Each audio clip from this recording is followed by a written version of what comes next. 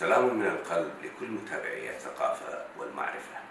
اليوم نأخذكم إلى حضارة بلاد الرافدين رحمه الله، وإلى عهد الملك البابلي الشهير حمورابي سادس ملوك بابل، والذي حكم من سنة 1792 قبل الميلاد وإلى سنة 1750 أيضا قبل الميلاد، وصاحب المسألة المعروفة التي كتب عليها جميع القوانين التي شرعها آنذاك، والتي يبلغ عددها 282 مادة.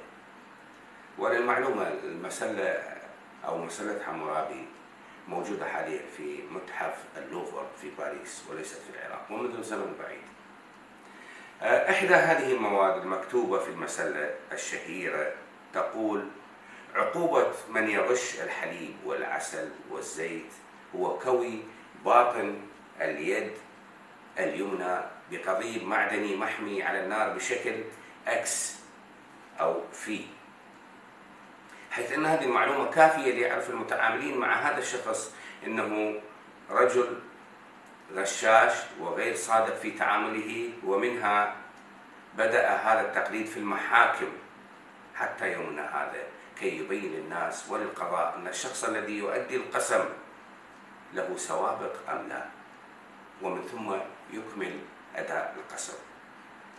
لو نظرنا للأمر بتمعن لوجدنا أن شكل المادة القانونية قد أخذ بها الآن وليس محتواها، فلو طبقت فعلا كما كانت سوف لن نجد من يحق له أداء القسم، وستجد غالبية الأيادي مختومة بعلامة X. أعاننا الله وإياكم وجعلنا ممن يستطيعون أن يرفعوا أيديهم بكل شرف وفخر أمام الحق والقانون. والسلام عليكم.